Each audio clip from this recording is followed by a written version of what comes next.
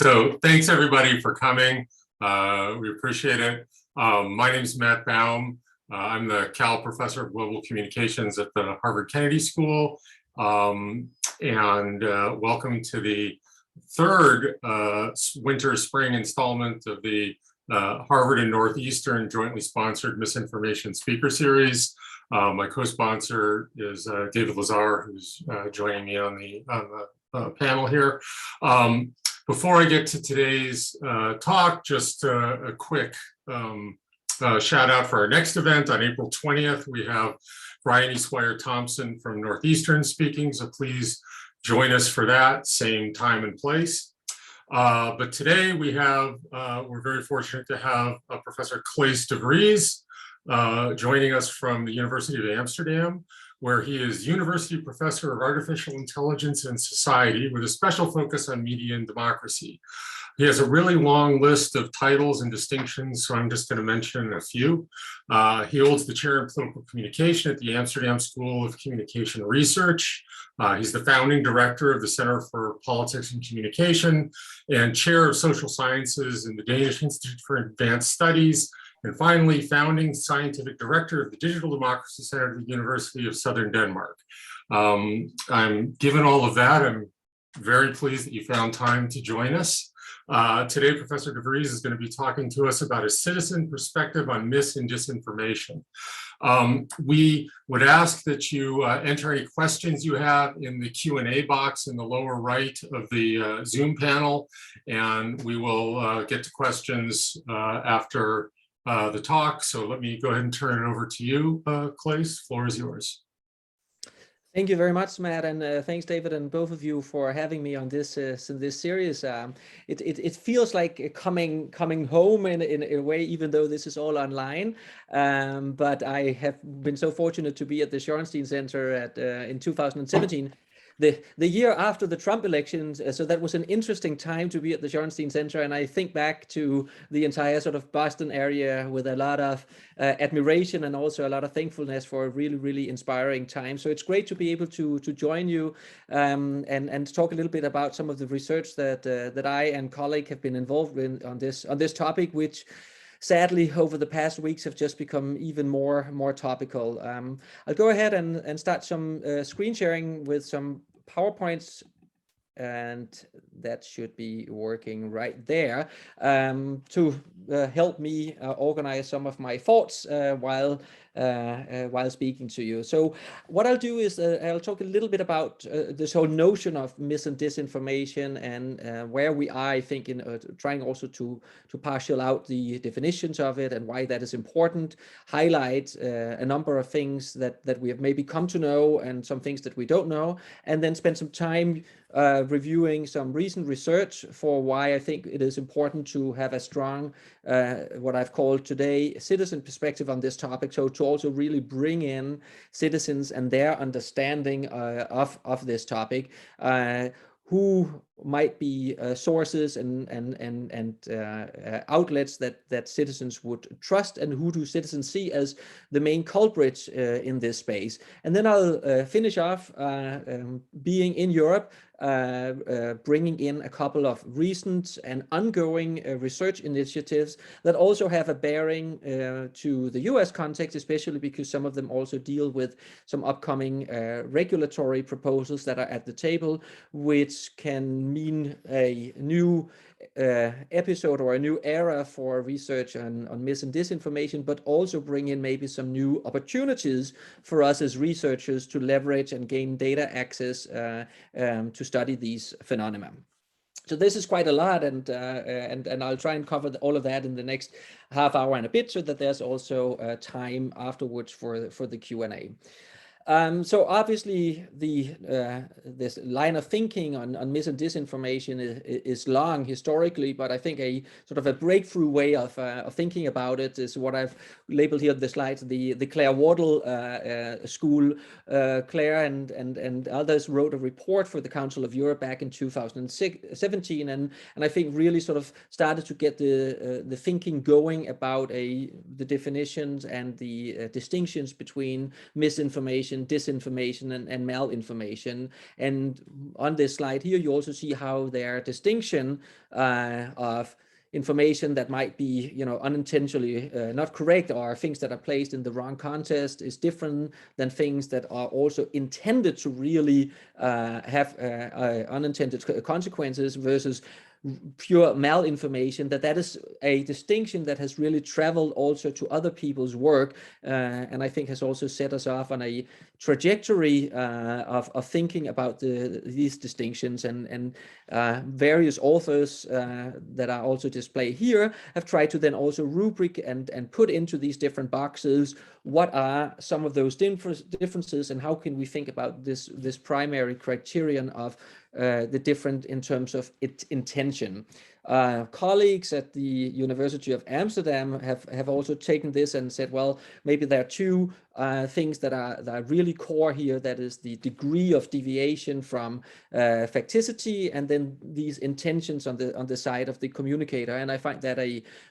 useful way of also introducing and structuring our thinking about that, and how you can also make it this distinction between maybe putting something that is inaccurate or something that is put in a wrong context, how that can be maybe on the lower end of crimes, versus full-blown propaganda that is very far away from any kind of truth or facticity, but also has very maybe overt and direct intentions that are detectable on the side of the communicator, and then all the things that go in between. I think it's relatively rarely that we in thinking about a new phenomenon really see this sort of school of thinking that lands and also raises a bunch of questions for that future research have been picking up.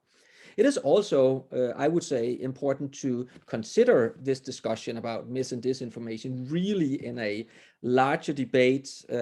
what some and also have put on colleagues at Harvard on this slide, but have really to see this in the context of a larger debate about crisis and the erosion of democratic institutions, and also the changes that are happening in the wider political ecosystem, because that is also so important to stress, that the changes in our thinking about misinformation and disinformation is of course very much tied also to a fundamental change in the layout and the nature of our political ecosystem, and where both new technologies, digital technologies, and also technologies that rest more on, say, automated systems, or in some cases even self-learning systems, that they go hand in hand, and have also amplified the importance of looking at this phenomenon more solidly. At the same time, however, as a cornerstone still of the political ecosystem are still some of the legacy media. And I think that this description here, saying that while the origins of much of the disinformation might be obscure, it often still passes through the gates of the legacy media, resulting in a very important role of an amplifying effect for exactly these media, and that is still an interaction between new entrants in the political economy or political ecology system from the past decades, such as social media platforms, and the legacy media, that there's still a very much an interaction going on between the two, and that we, when discussing dis and misinformation, really cannot shy away from also looking at the very important role still the legacy media have here.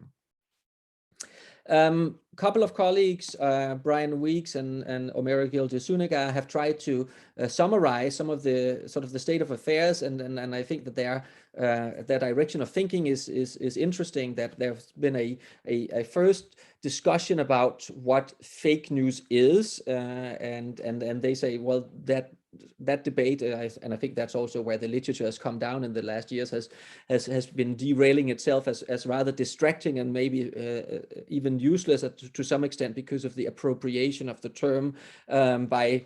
what should we say, political entrepreneurs who ended up calling mainstream media for fake news and fake media, but that the thinking has really evolved much more along the line of the of say the Wardle typology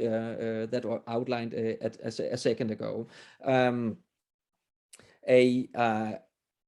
Second observation that they make in their study is to say that a really core and relevant question to ask here is trying to unpack the box of how does false information matter, and tracking patterns of who is exposed, where it is exposed, and with what effects. So relatively classical and old questions, but then also trying to apply them to the notion of disinformation and misinformation, and trying to think through how that dynamic pans out in the context of a new political information ecology.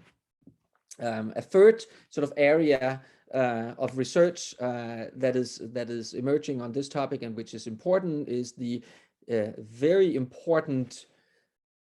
composition and scope and degree of heterogeneity or homogeneity of social networks, both networks that are more sort of interpersonal in nature, or social media networks, or networks that are still taking place maybe through mobile devices or WhatsApp groups, but are still social networks, but that composition of the social network, both thought as an interpersonal network and as a communication network, is one of the leading areas for this type of research. A fourth observation that is made, and I think that this is one that maybe also Rasmus Claes Nielsen has spent a lot of time, both in his writing but also online, pointing out that while there's a lot of worry about the role of many actors in sharing false information, political elites and representatives of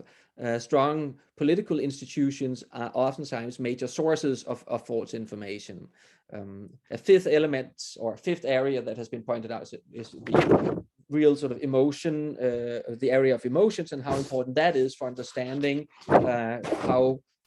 beliefs in misinformation and how engagement with mis and disinformation is driven. And then a sixth sort of area of research that has focused on questions about how to confront and mitigate misinformation, whether through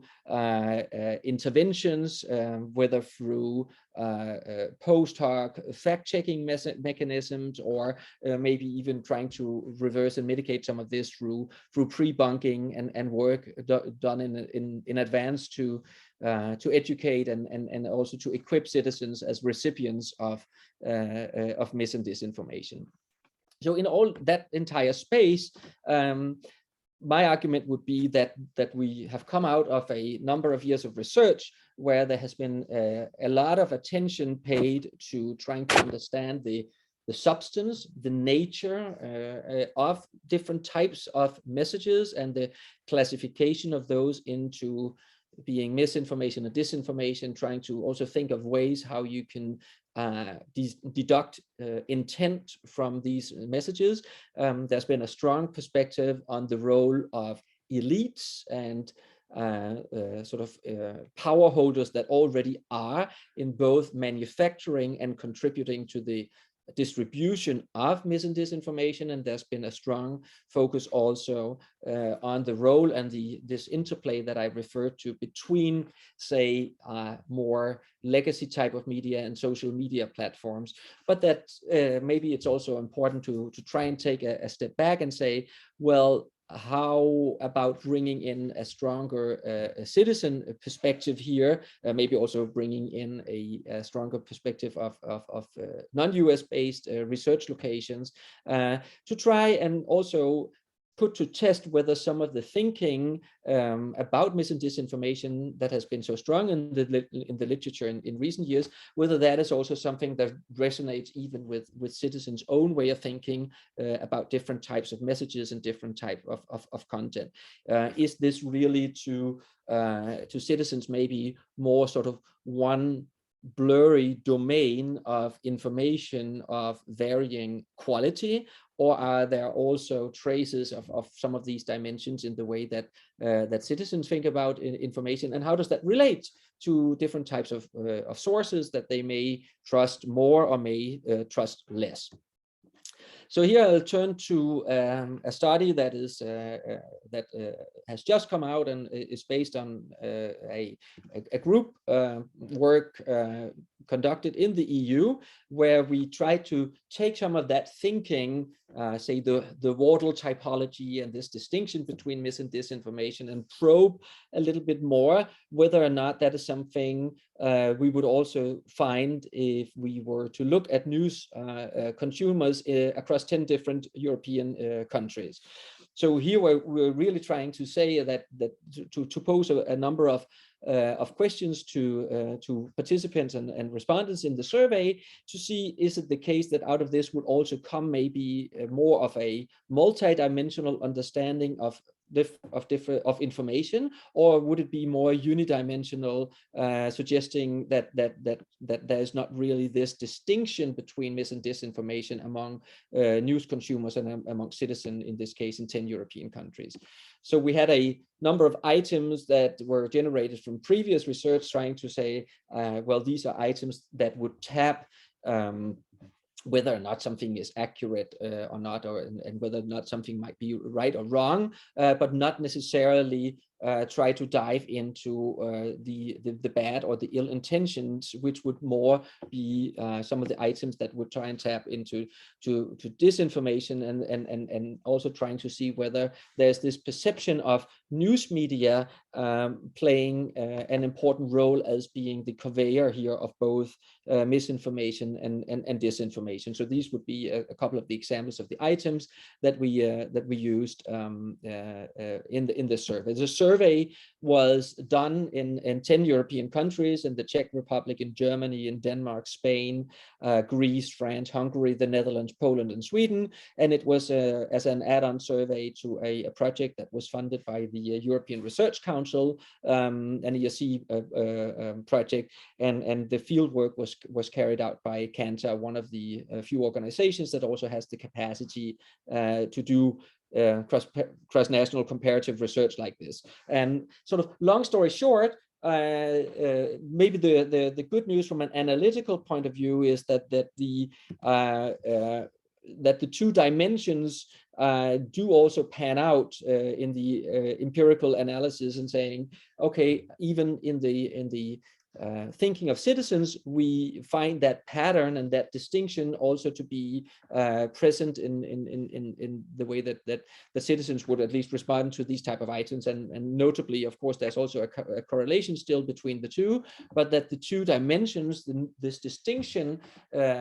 where the degree of facticity and the degree of ill intent is also something that resonates with the citizens in these 10 different countries. We then also looked at the degree to which there was a perception of the degree to which mis and disinformation was present in these different countries. And this is all on the slide here. It's blown up a little bit. It's a 1 to 7 scale with the different countries. And you see that there are some country differences in the degree to which one perceives whether or not mis and disinformation is present in the country. And that's sort of the higher end of scoring countries. You see Greece, and you see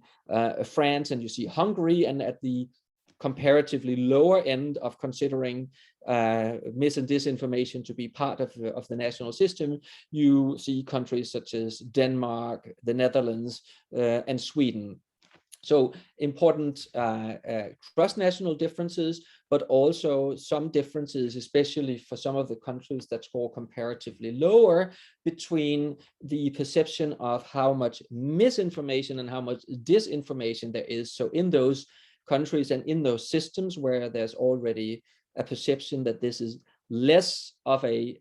prevalent phenomenon than in the countries where it is higher and where it scores higher on both dimensions, you also see a bit more of a gap between the perception of presence of mis and disinformation and the perception of misinformation being more present than the perception of disinformation. So in the countries that are at the lower end of the spectrum, this distinction also comes through more clearly than in the countries where this is seen as more of a prevalent phenomenon, where also the degree of it is much more comparable. In the next part of the study, we then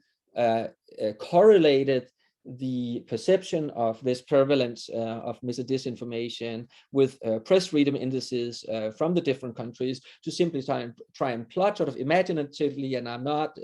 making a big causal argument here, but simply plotting the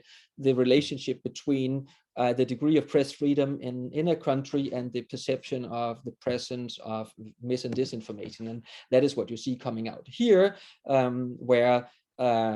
lower scores, this is important, a lower score on the press freedom index indicates more press freedom. And there you see also that the lower the degree of perceived mis and disinformation in the country, that also correlates with a higher press freedom, which is scored low in the figure here, but that the relationship is there, that countries that have a low score on the press freedom index are also the countries where the perception of mis and disinformation was higher, whereas countries that score high on the press freedom index are also the countries in which the perception of mis and disinformation is lower. Leveraging on that data, we moved on to also probe a bit more. And this is a piece that came out last year in your journal on where do citizens then see this information as coming from, and are there differences in relation to different topics? In other words, is mis and disinformation and the perception of this, is that something that is generic and maybe universal, or is it something that comes and is seen more as being coming from certain types of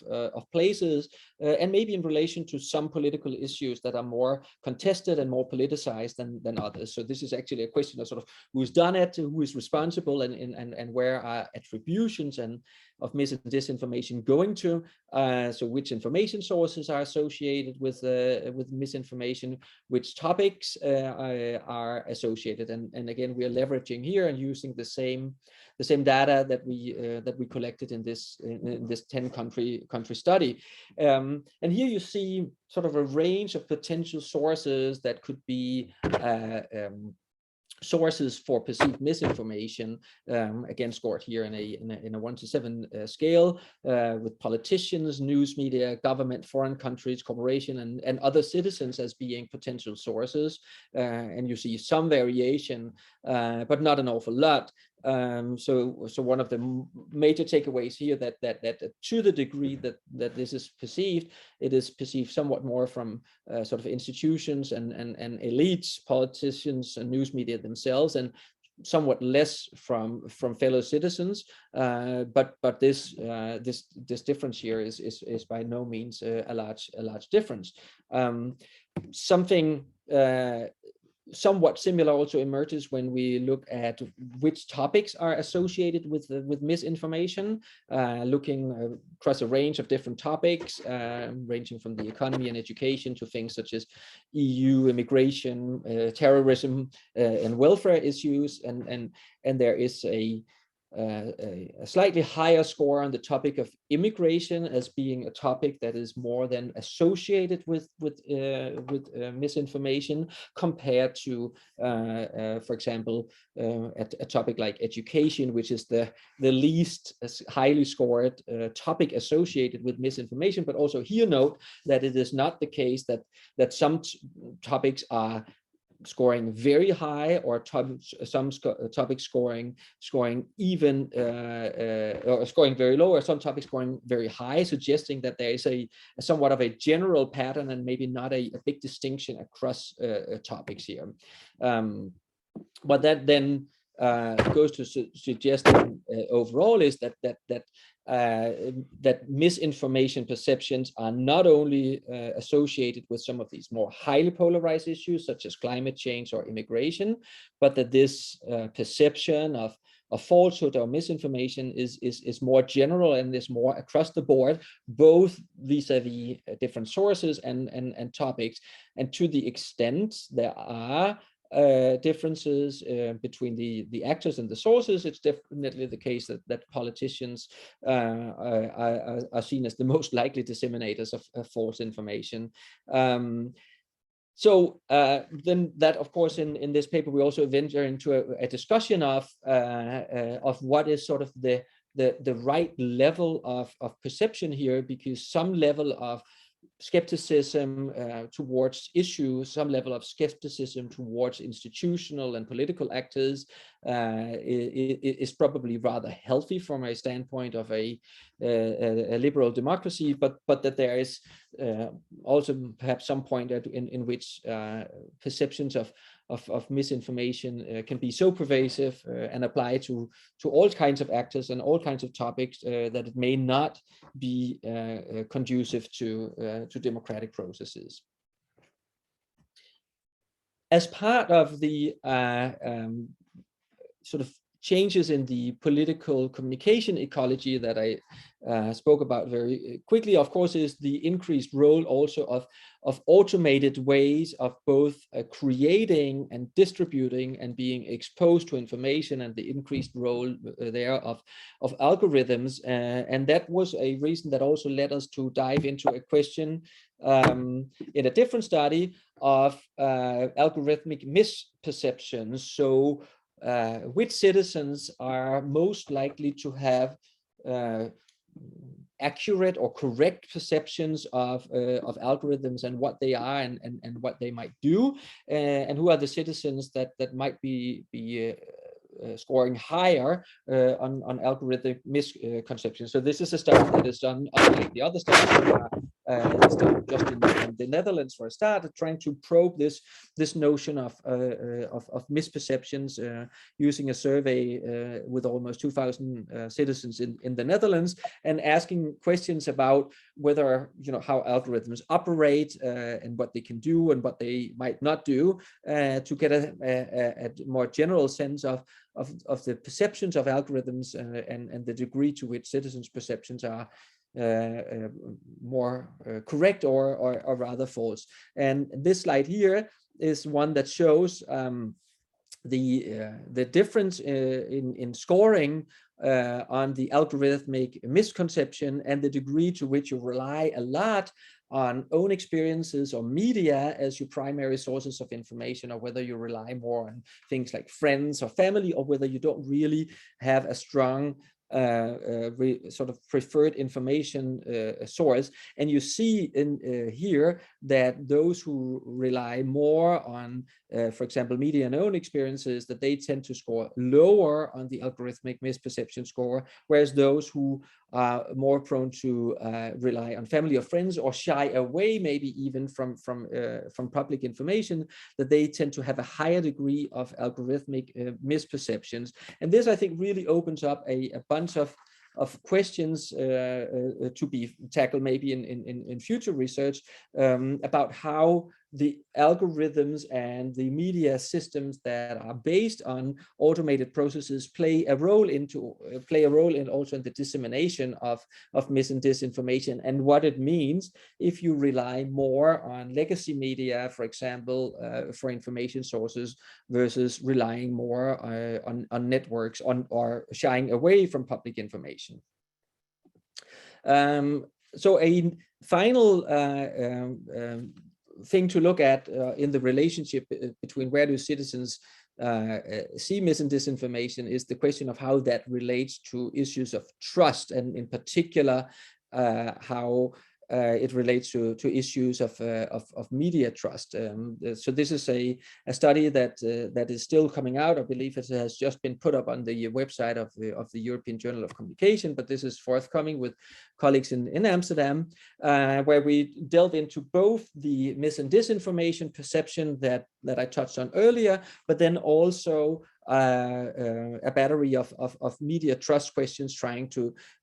tap a sort of a generalized degree of trust, which is items that have been used in previous research and is also used in the Reuters Institute mapping of media use and trust, for example, across a whole bunch of countries. And there, then the question is a question of the relationship between seeing perceptions of mis and disinformation and trust. And in this relatively big table, let me try and walk through some of the more important parts here. On the top left quadrant in red is the relationship between these perceptions of mis and disinformation and media trust. So that there's a negative relationship between having perceptions of mis and disinformation as a problem and media trust. So that also seems like an intuitive relationship, that the more you see mis and disinformation as a trust, also the lower the trust is in media more generally. But then we also look over here at the right side of the table at the relationship between these perceptions and whether or not you are prone to rely on social media or what is in the categorization sort of alternative sources outside mainstream sources. And there you see a positive relationship between perceptions of mis and disinformation and relying on social media and alternative sources. So those who score higher on perceiving mis and disinformation are also more likely to be using social media and alternative sources in their own media consumption. So all of this, and then in the rest of the table here, you see a bunch of the relationships that I won't go into in here for interest of time. But all of this then I add up to something that I feel very passionately about, which is that in our research agenda on mis and disinformation is to bring in this perspective of looking at elites, looking at citizens more closely and more nuancedly. That we want to complement the, I think, rich body of work that is focusing on trying to tap into how elites contribute to mis and disinformation, the different types of contents and the features that we have of mis and disinformation, and the networks through which they spread, and that this line of research, where we try to ground that work in looking into whether or not these dimensions are also resonating at the level of citizens, and how that correlates with and is predicted by and has consequences for democratic processes, is an important perspective for the mis and disinformation agenda. And that is also something that is central in a number of new initiatives that are coming out of Europe, in Amsterdam and in other places right now. And I want to first highlight one that is more of an institutional initiative that is going on right now. That is Atmo, the European Digital Media Observatory. That is a European Union funded initiative of trying to bring together scholars, but also practitioners in the media business and fact checkers on trying to understand and identify mis and disinformation in Europe, and contribute also to fact checking in a more sort of aligned and synced fashion across countries. And one of the first things that has happened there is that a list of hubs, of fact-checking hubs, have been created across Europe, which will be hubs that will engage both, on the one hand, in actual fact-checking of information in media in these different countries, but will also serve in many of the countries as a space for interaction and collaboration with academic researchers like ourselves in the group in Amsterdam, to also test the effectiveness of fact-checking. So Atmo really is doing these two things. It both is creating and facilitating and strengthening and bolstering a fact-checking network, and then also linking that up with a new research agenda on fact-checking effectiveness. And in addition, the Atmo is also facilitating a number of more sort of very timely initiatives. There's a task force right now focusing on the Russian-Ukraine war. There's a discussion forum that is around what it means when European Union is leaning on big tech and social media platforms to ban certain media outlets in a European context. There is a working group under Atmo, which is an important working group, which is also trying to develop a code of conduct, so a set of sort of rules of a game in which researchers under certain circumstances could get access to, for example, platform and social media and big tech data to also investigate questions around mis and disinformation. And that work would then be work that has more teeth than some previous initiatives in Europe that have been more sort of on a voluntary basis of trying to meet each other and agree on terms for getting access to study dis and misinformation on the platforms and user interactions with it, but to do that in a more structured fashion. So these are all things that are happening under the remit of Atmo. And this would go hand in hand, I think, with a lot of research initiatives that are happening in several places in Europe, and only one of these is happening through some colleagues in Amsterdam who are diving into both sort of looking at literacy interventions as well as political and media fact checkers and the effectiveness of these in a European context. In some, these initiatives are important because they will also highlight and put central this citizen perspective on mis and disinformation, and hopefully also be a gateway into a new, say, generation or a new series of research projects coming up from a European perspective on this topic. And as I finish today's talk and the thinking on this topic for today, I think with the recent events that we are experiencing, and especially with the ongoing war, the mis and disinformation agenda is of course also being broadened to really, I think, take seriously the developments around deepfakes and synthetic content production, which is a topic that has also been on the agenda, but only more so because of the war situation and the need for verifying almost real time, I think, has also put a whole series of new questions on the agenda, both for media companies and journalistic production, but also probably for us as researchers, and also trying to think of ways in which a verification mechanism can be something that is also serving a positive role as flagging content as being verified and having a higher degree of facticity or truthfulness as an alternative to some of the current measures that have been very much focused on trying to flag and take down and moderate content that might be deemed problematic in nature, but that we also, I think, in a space where we are seeing initiatives and research also trying to address the possibilities of having verification and flagging of content that might be that might score higher on facticity, and all of this hopefully is part of feeding into a debate which is very strong right now in the European space, and also to some degree in the US, where all that we know in terms of research has also been feeding into some rather big policy initiatives, such as the Digital Services Act and the European Democracy Plan, where research on dis and misinformation is really a central part of that, and where new policies will also allow for new ways of both monitoring content for better and worse, new rules and regulations for taking down content, and maybe in some cases even banning some actors from operating and in a European space, but will also hopefully provide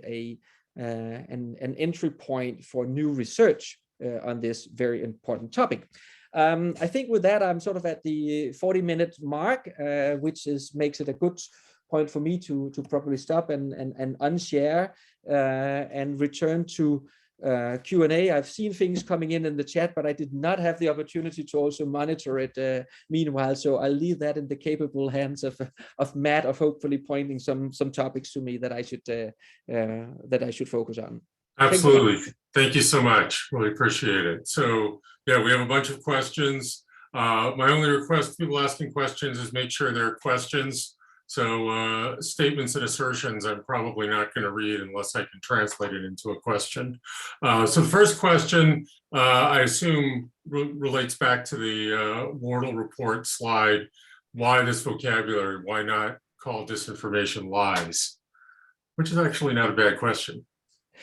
No, it is not. And I think as with any sort of vocabulary and line of thinking, it is helpful in terms of structuring a debate. It is also, I think, a distinction that has been the best debated and contested, because one of the dimensions, this notion of intentionality and what is a source of that information trying to obtain, is one that is hard to deduce from the message itself. However, it has helped really to put forward and also make a distinction between what is sometimes an honest mistake, what is sometimes a piece of wrongful information, but might just have been part of a message with no ill intent. Sometimes things are taken out of context unpurposely, versus the instances in which this is either fabricated, done intentionally, done with the intent of influencing others. And I believe that distinction and also the debate and the critique of the distinction has been helpful in trying to say that not everything that is maybe factually incorrect is necessarily of the same grave nature or might have the same impact. So from that perspective, I think that the introduction of that vocabulary and any discussion that has followed afterwards has actually been very useful. Okay, next. What is the best way to counter mis malinformation? In the USA, truth-telling and fact-checking didn't seem to affect COVID-19. The Biden stole the narrative, stole the election narrative, or climate change information. Wow, that is really the almost the $1 million question on this topic, and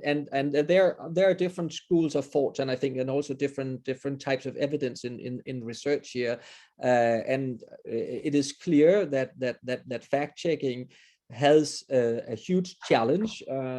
because of the nature of fact checking, right? That it is something that happens after the fact, pun intended, but after the spreading of the information. And regardless of the question to which extent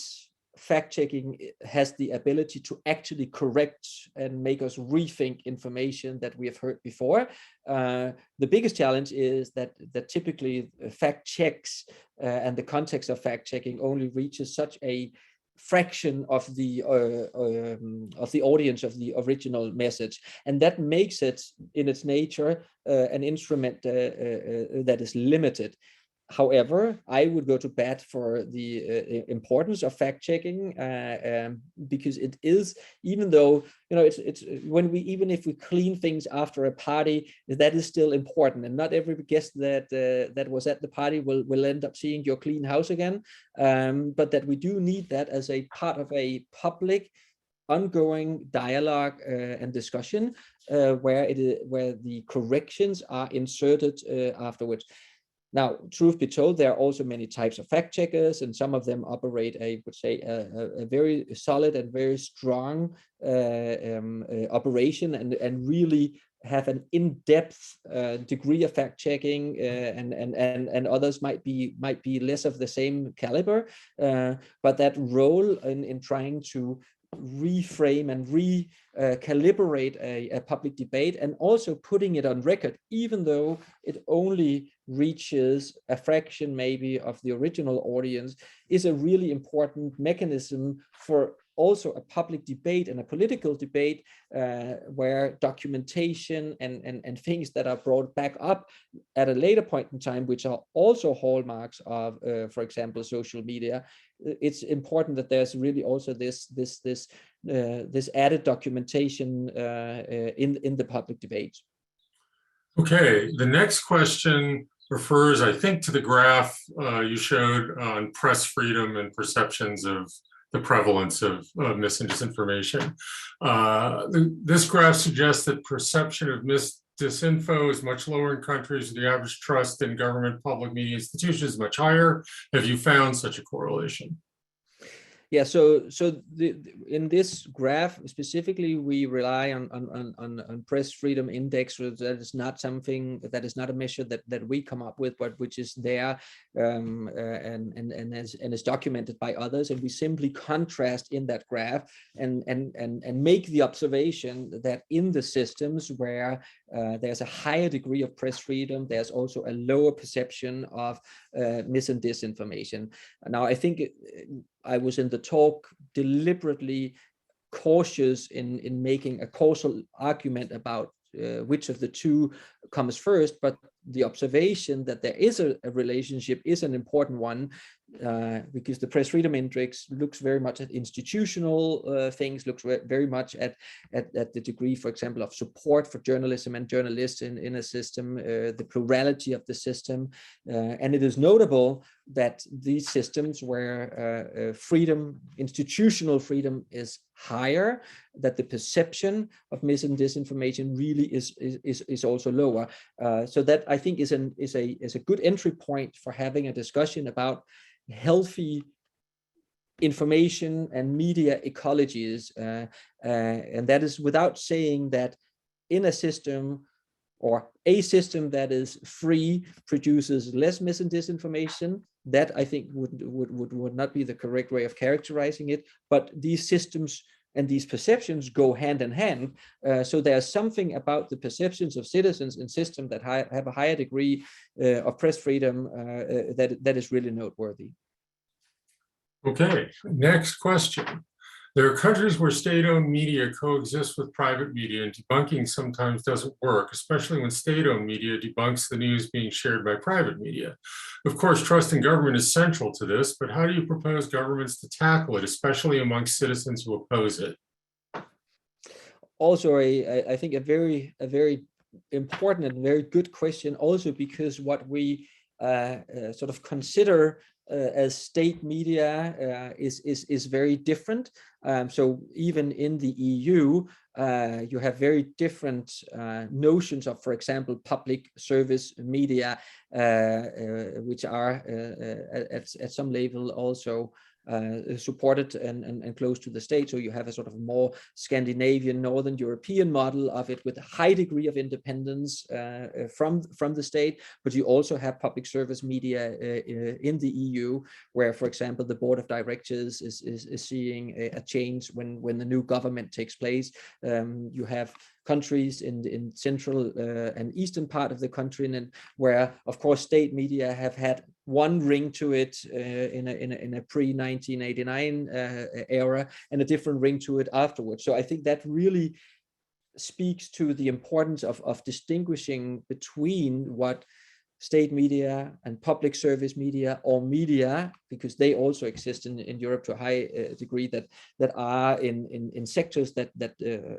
do have a certain level of public and state funding, but partialing that all out is important to understand this dynamic, because this all goes to say that in some places, public service media are still seen maybe as something that is independent from the political realm and from the state, whereas in others it is seen as much closer. And that makes, of course, that relationship with commercial broadcasters also a different one. In some parts of Europe,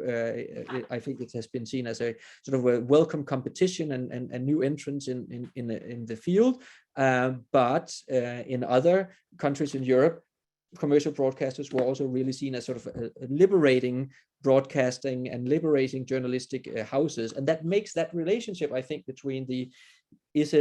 how much can state media do in terms of correcting commercially driven media, and how successful will that be, is really dependent on the context. And I think that also in the US case, where public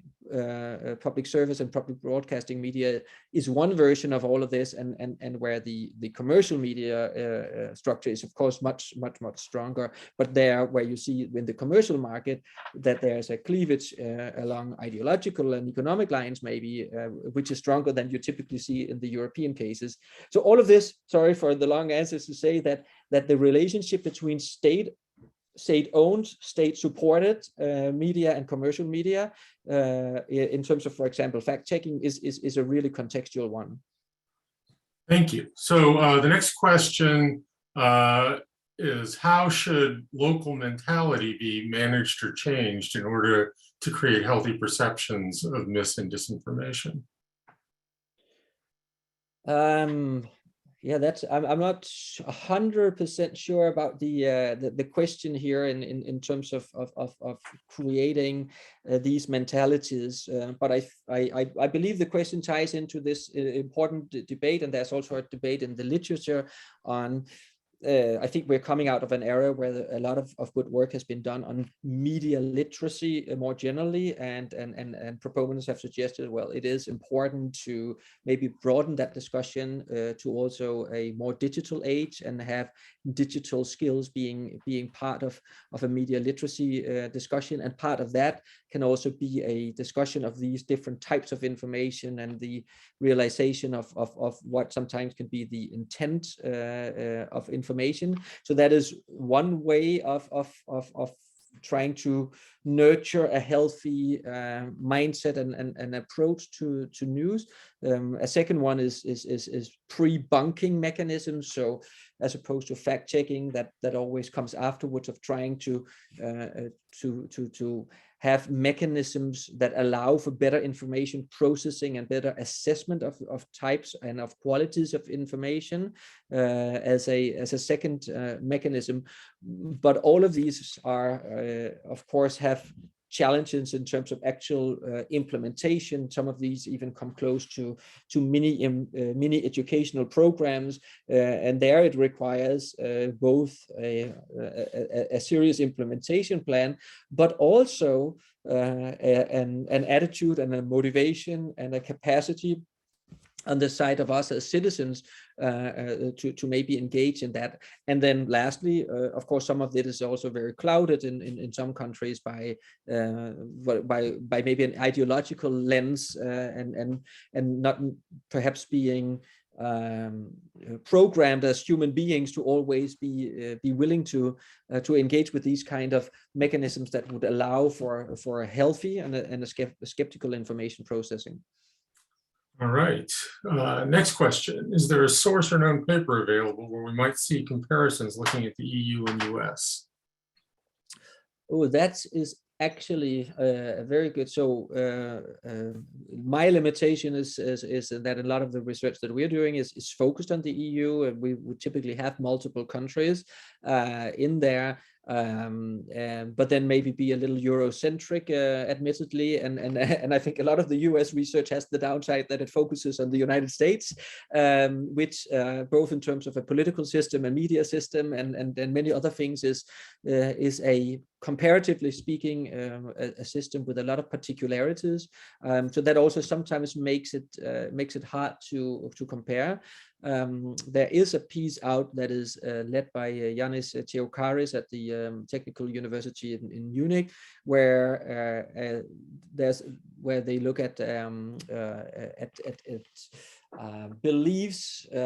conspiracy beliefs in relation to COVID-19, and how that relates to the use of different media sources. That is one study that I know that includes also the US for comparison, and also because that study focuses very much on the role that different platforms, different social media platforms play in relation to the degree of of conspiracy beliefs about COVID-19, and even though we might not think it, those of us who are active on Twitter, one of the puns of that study actually was that Twitter is maybe a not so bad a platform in terms of conspiracy beliefs about COVID-19, because it's a very open platform. So if you engage there, you're also more likely to see countervailing evidence or being probed or being questioned if you share conspiracy beliefs on that platform, compared to some more close nature types of platforms or more purely personal network based platforms. That is one study that comes to mind in terms of sort of mis and disinformation and in this case COVID-19 conspiracy beliefs. Okay, the next question.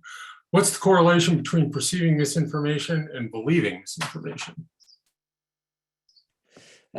That's a good question. One that I won't be able to answer straight up right here. There is a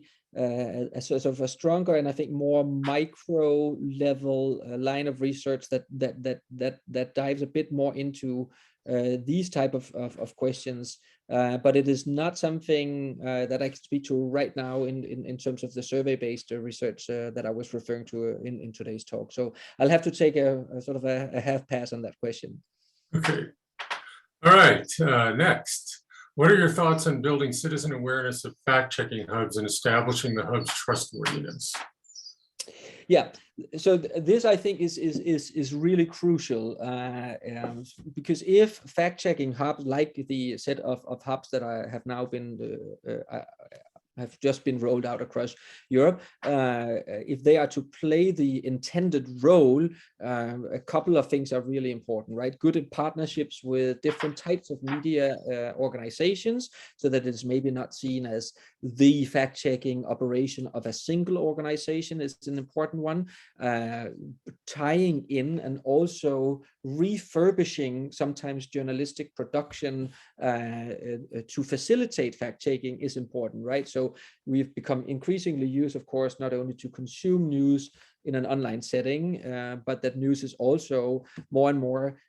explicitly labeled as being original version this and this time, updated by then and then. And I believe that there also in the journalistic production is ample space to build in fact-checking mechanisms, or saying this, you know, this part was later contested by. These are all mechanisms on the side of journalism, and all of that would ideally lead to a system where the prevalence and the acceptance of this is much stronger. There's of course also a lot of research, I think more from a psychology and evolutionary psychology, that suggests, well, some individuals are simply hardwired to not wanting to believe certain type of things, and for those individuals it might require a hefty